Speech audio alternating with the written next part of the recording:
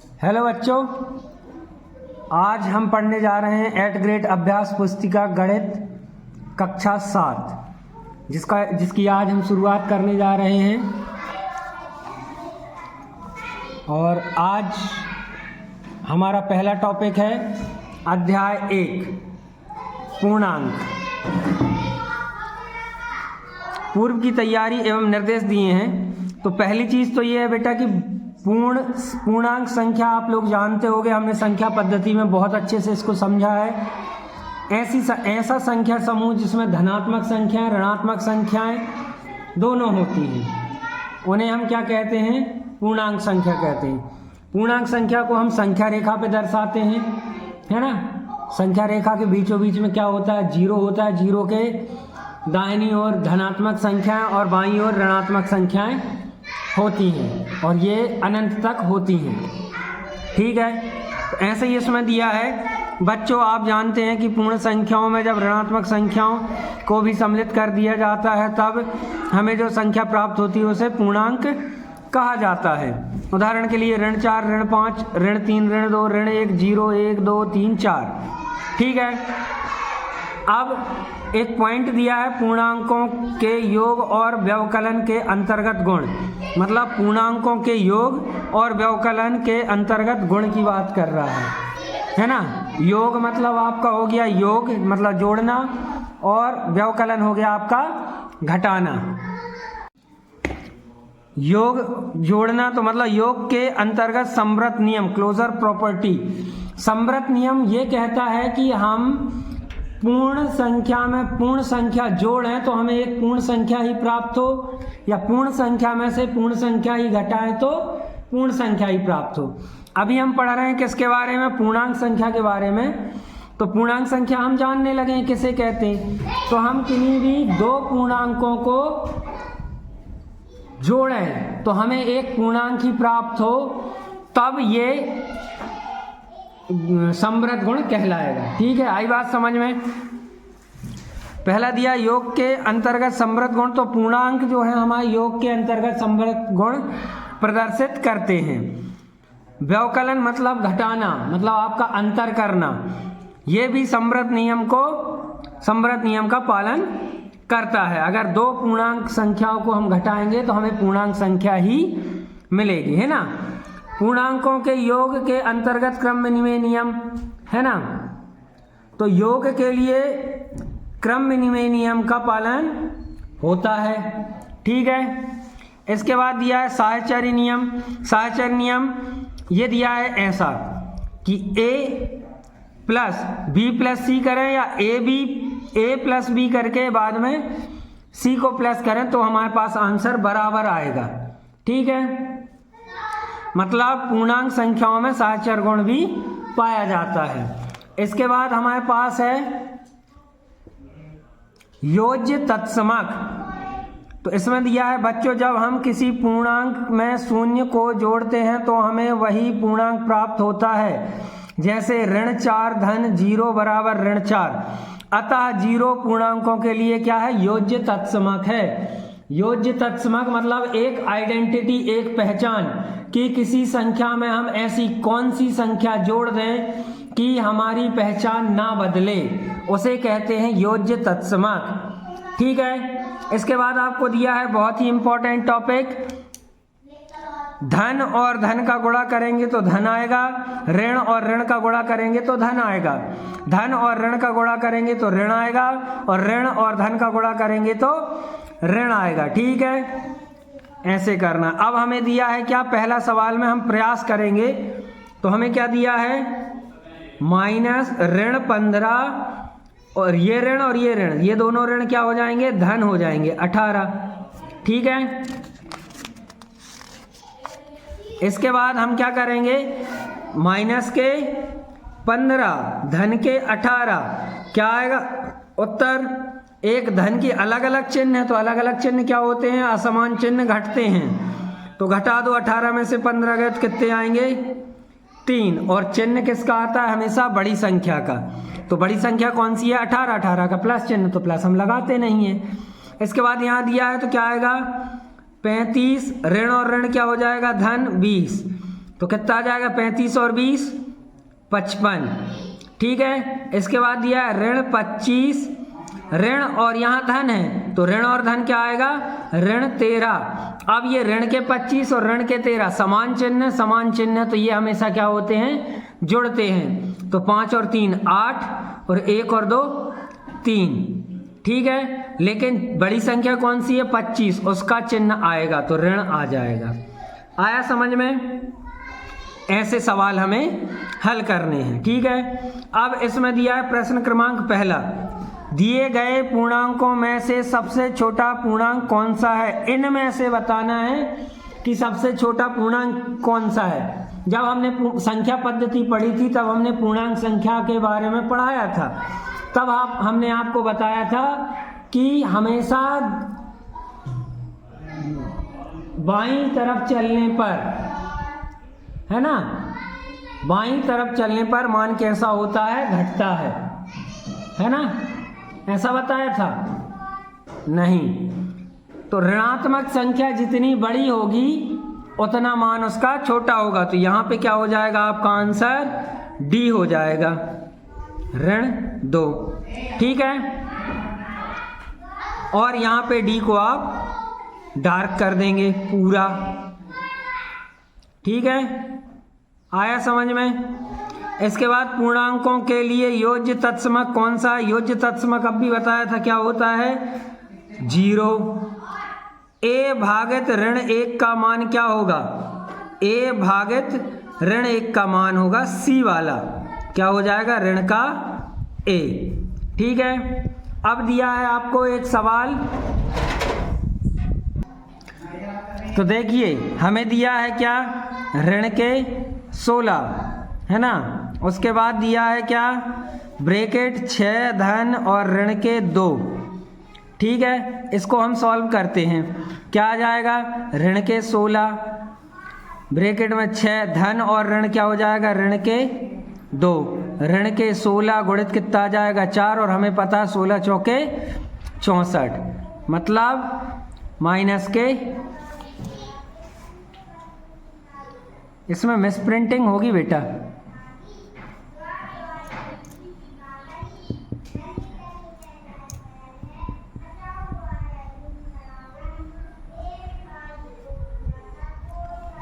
ये यहाँ पे गुणा ना हो के यहाँ भाग होगा बेटा, है ना, यहाँ पे भाग होगा तो कितना आएगा फिर ऋण 64 ना आके 4 एकम 4 और 4 चौके 16 बराबर ऋण 4 आपका आंसर आएगा।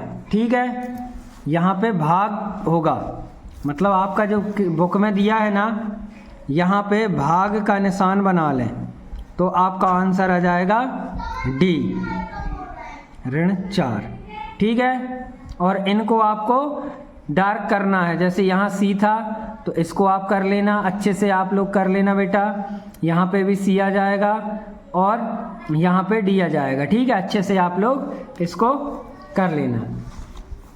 इसके बाद आपको दिया है क्या अगला क्वेश्चन, यदि सोमवार को श्रीनगर का तापमान, ये आपकी बुक में दिया हुआ क्वेश्चन है, यदि सोमवार को श्रीनगर का तापमान ऋण 3 डिग्री था और वह मंगलवार को तापमान 3 डिग्री और कम हो गया, तो मंगलवार को श्रीनगर का तापमान कितना होगा। देखो ऋण 3 था, ऋण 3 से 3 और कम करोगे तो 1 कम होगा ऋण 4, 2 कम होगा ऋण 5 और 3 कम होगा ऋण 6। तो इसका आंसर आपका क्या आ जाएगा डी आ जाएगा। ठीक है, ऋण का 6 डिग्री सेल्सियस, तो इसमें इसको अपन डार्क कर देंगे। आया समझ में? इसके बाद करते हैं अपन प्रश्न क्रमांक 6वां। क्या दिया है, एक ऐसा पूर्णांक योग में लिखिए जिनका योग ऋण 3 आना चाहिए। मतलब हमें 2 पूर्णांक लिखने हैं जिनको हम जोड़ें तो हमें क्या मिल जाए, जिनको हम जोड़ें तो क्या मिले ऋण 3 मिले, है ना। तो हम क्या लिख सकते हैं ऋण 6 धन 3 बराबर हमें क्या मिल जाएगा ऋण 3। ठीक है, इसके बाद दिया है एक ऋणात्मक पूर्णांक और एक धनात्मक पूर्णांक लिखिए जिनका अंतर ऋण 8 हो। हमें एक ऋणात्मक पूर्णांक चाहिए, एक ऋणात्मक पूर्णांक चाहिए। तो एक ऋणात्मक पूर्णांक क्या हो जाएगा आपका, मान लो ऋण 8 की जगह अपन क्या ले लें, ऋण 8 तो हमें चाहिए, तो हम ले रहे हैं मान लो 12, ऋण 12, और उनका अंतर करें, नहीं बेटा अंतर करना है ना, क्या करना है, अंतर।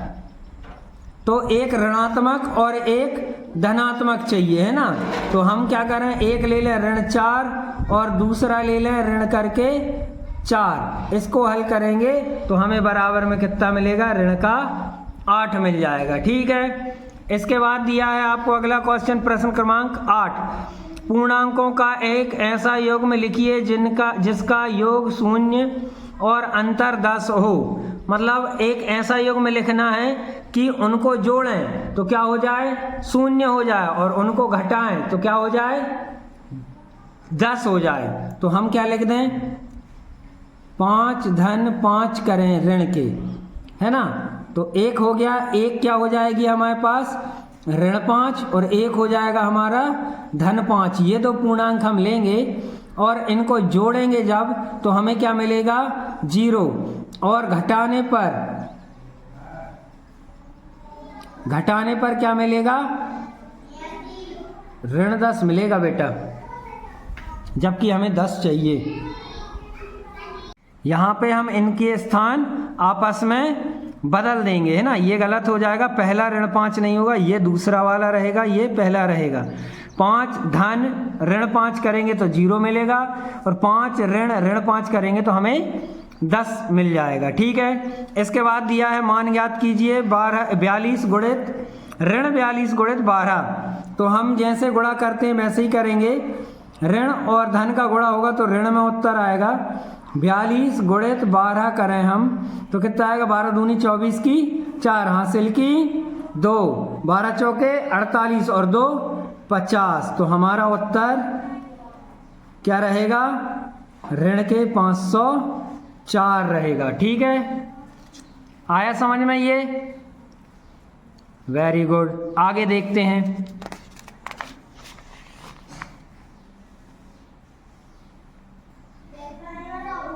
तो यहां पे दिया है किसी पूर्णांक x के लिए ऋण 1 गुणित x किसके समान है, तो यहां पे हम लिखेंगे किसी पूर्णांक x के लिए ऋण 1 गुणित x काय के योग प्रतिलोम के समान है। ठीक है, अब देखो प्रश्न क्रमांक 11 देखें हम। प्रश्न क्रमांक 11 कह रहा है कि दोपहर 12 बजे तापमान 0 से 10 डिग्री ऊपर था। 0 से ऊपर मतलब धन 10 था। यदि यह आधी रात तक 2 डिग्री प्रति घंटे की दर से कम होता है तो किस समय तापमान 0 से 8 डिग्री मतलब -8 कब होगा। तो हम इसको क्या करें, एक एक करके 2-2 घटाएं 1 घंटे में। मतलब 12 बजे कितना था, 10 डिग्री सेल्सियस। 1 बजे कितना हो जाएगा, 8 डिग्री सेल्सियस। 2 बजे कितना हो गया, 6 डिग्री सेल्सियस। 3 बजे आपका हो जाएगा कितना, 4 डिग्री सेल्सियस। 4 बजे 2 डिग्री सेल्सियस। 5 बजे 0 डिग्री सेल्सियस। 6 बजे -2 डिग्री सेल्सियस, है ना। 7 बजे -4 डिग्री सेल्सियस। 8 बजे -6 डिग्री सेल्सियस। और 9 बजे आपका हो जाएगा -8 डिग्री सेल्सियस।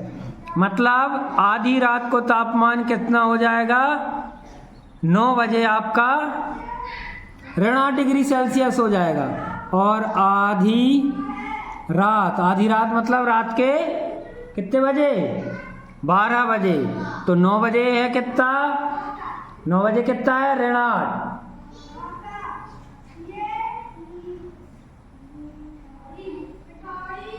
तो आधी रात को कितना हो जाएगा बेटा ऋण 14 डिग्री सेल्सियस हो जाएगा। आया समझ में। अब देखो ऐसे दो पूर्णांक लिखो जो ऋण 3 से छोटे हों और जिनका अंतर ऋण 3 से अधिक हो, उनको घटाएं तो ऋण 3 से ज़्यादा आए। तो एक बात तो ये ऋण 3 से ज़्यादा आना चाहिए उनका अंतर, है ना, और ऋण 3 से छोटे हों, ऋण 3 से छोटे हों।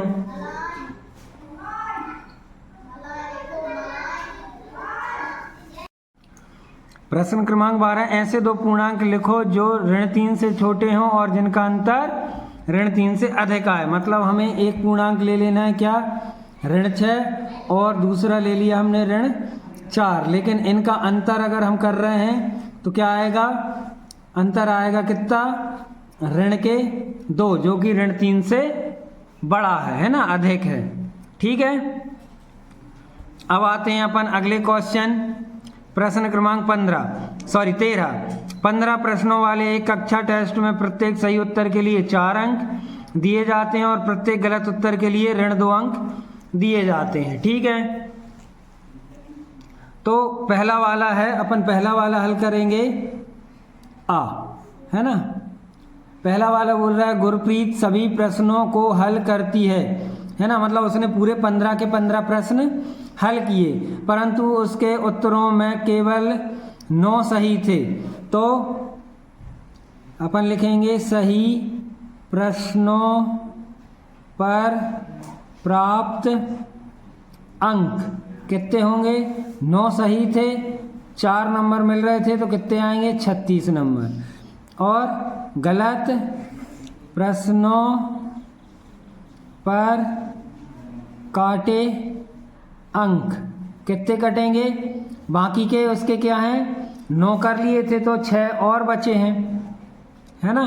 तो 6 प्रश्न गुणित करेंगे अपन ऋण 2 तो कितना आएगा 6 दूनी 12, लेकिन काय के ऋण के। तो क्या आएगा गुरप्रीत को प्राप्त कुल अंक कितने होंगे 36 ऋण 12, है ना, कर दो कितना आएगा 24। ठीक है, अब दूसरा 2 नंबर का देखें हम।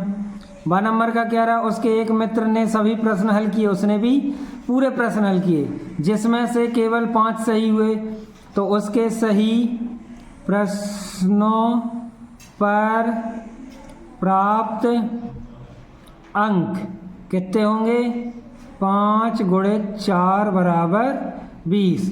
अब बचे कितने 10 प्रश्न, तो गलत प्रश्नों पर प्राप्त या कटे अंक, है ना, क्योंकि वो तो कटेंगे तो क्या हो जाएगा 10 गुणित ऋण के 2 मतलब 20। कुल अंक कितने हो जाएंगे, कुल अंक हो जाएंगे 20 ऋण 20 बराबर 0। ठीक है, ये हो गया आपका। इसके बाद दिया है क्या प्रश्न क्रमांक 14 एक बहुमंजिला इमारत में जमीन से ऊपर 25 मंजिलें हैं, कुल मिला के कितनी मंजिलें हैं 25, और प्रत्येक की ऊंचाई है 5 मीटर। जमीन के नीचे भी 3 तल हैं, है ना, और प्रत्येक की ऊंचाई 5-5 मीटर है। इमारत की लिफ्ट 1 मीटर प्रति सेकंड की गति से चलती है, तो एक व्यक्ति को जमीन से 5 मीटर की ऊंचाई से जमीन के 5 मीटर ऊंचाई 50 मीटर की ऊंचाई से दूसरे मंजिल पर पहुंचने में कितना, दूसरे मंजिल मतलब 50 मीटर और 10, तो क्या हो जाएगा कुल दूरी कितनी हो जाएगी 50 धन 10, मतलब कुल मिला के कितनी 60 मीटर। ठीक है, और लिफ्ट की चाल कितनी दी है 1 मीटर प्रति सेकंड, 1 मीटर कहाँ गई 1 मीटर प्रति सेकंड दी है, तो हम क्या बताएं, समय, तब लगा समय कितना होगा, दूरी बटे चाल कितना आ जाएगा, 60/1। और हमने बताया था 60/1 मतलब 60 सेकेंड। ठीक है, 60 सेकेंड लगेंगे बेटा। इस प्रकार आपका हो गया क्या, 14वां सवाल यहाँ पे समाप्त। ठीक है, इसके बाद दिया है आपको अगला सवाल प्रश्न क्रमांक 15। पैटर्न देखिए और आगे बढ़ाइए, मतलब हमें और आगे बढ़ाना है। जैसे ऋण 5 गुणित 5 25 होता है, ऋण 5 गुणित 4 ऋण 20 हो गया। तो अब यहाँ देखो अपन ऋण 5 ऋण 5 ऋण 5 ऋण 5 ऋण 5 आ रहा है। यहाँ पे 5 4 3 2 1 0 ऋण 1 ऋण 2 ऋण 3। तो ऐसे यहाँ पे आएगा क्या, ऋण के 15, यहाँ पे आएगा ऋण के 10, यहाँ पे आएंगे ऋण के 5, यहाँ पे आएगा 0, यहाँ पे आएगा धन के 5, यहाँ पे धन के 10 और यहाँ पे क्या हो जाएगा, ऋण के धन के 15 आएंगे, है ना। अब ये वाला पैटर्न देखो, यहाँ पे ऋण 25 धन 5 करोगे ऋण 20 आएगा, ऋण 20 धन 5 करोगे ऋण 10 आएगा। मतलब कुल मिला के ये यहाँ आया, ये यहाँ आया, तो ये आ जाए कितना, ऋण 15 धन 5 ऋण 10 धन 5 ऋण 5 धन 5। ठीक है, 0 धन 5 5 धन 5 और 10 धन 5। इस प्रकार से ये हमारे पूरे सवाल यहाँ पे समाप्त हो गए। आशा करते हैं आप सभी बच्चों को समझ में आया होगा, है ना। और वीडियो अच्छा लगे तो लाइक कमेंट और शेयर करना ना भूलें। धन्यवाद।